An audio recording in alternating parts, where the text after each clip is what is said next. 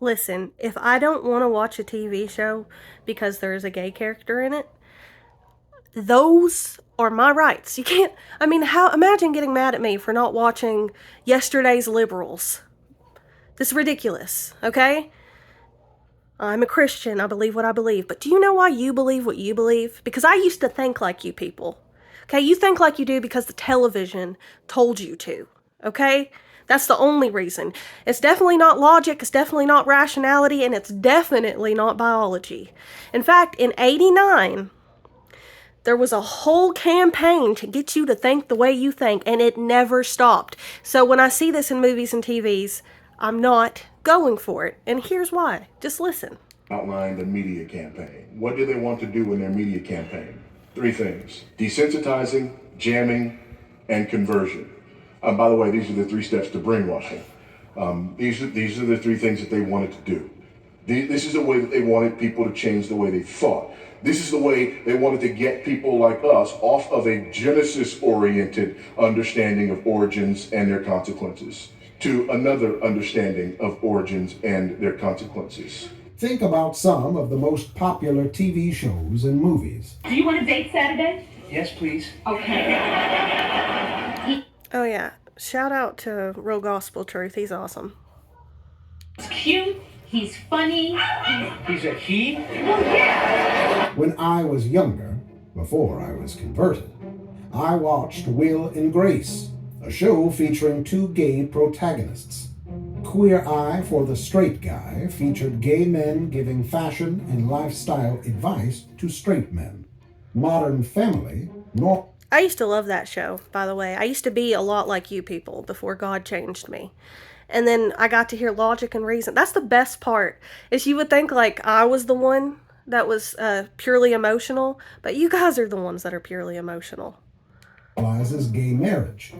Beauty and the Beast shows two gay men dancing together. The Eternals includes a kiss between two gay men. And the list goes on and on. Homosexuality in TV shows, movies, and other media have become so commonplace that most people no longer think anything of it.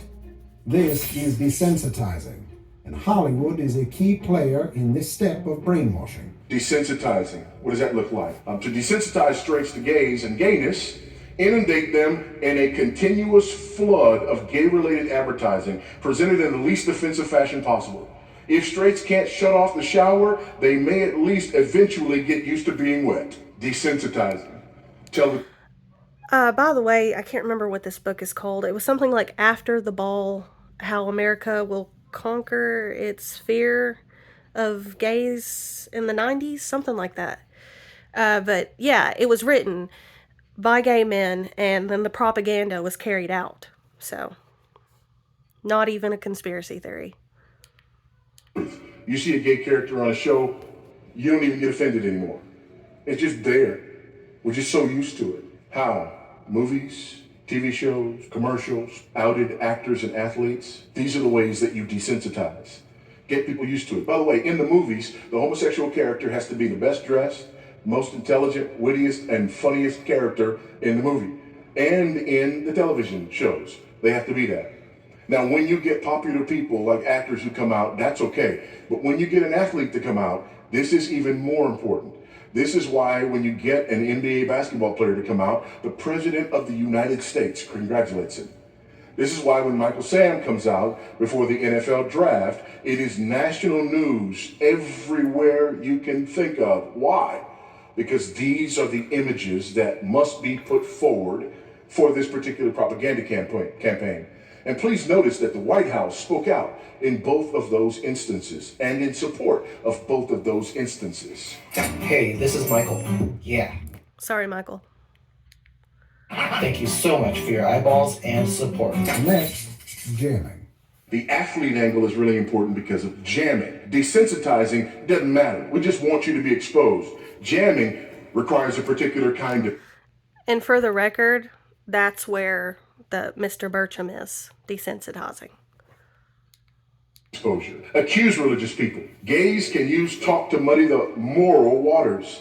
That is to undercut the rationalizations that justify religious bigotry and to jam some of its psychic rewards. Portray anti-gay institutions as antiquated and backwards and badly out of step with the times and with the latest findings of psychology. Another thing you do, as far as jamming, you understand what jamming is. Jamming works when you take two contradictory images and juxtapose them. And so Christian people hate the idea of the Nazis and the skinheads and the KKK. So what you do is you portray people who are against same-sex marriage as being akin to Nazis, skinheads, and the KKK. Since nobody wants to be accused of being a Nazi, a skinhead, or the KKK, eventually nobody's going to want to be accused of being anti-same-sex marriage. And be honest with yourself. Did I really act crazy, irrational? No. I said what I believe. Also, it's reality. It's biological reality. And you didn't like it, so you acted like I was a crazy bigot. I don't have to believe that doing something unnatural is normal. Okay? So that's all I'm saying. That's all I'm saying.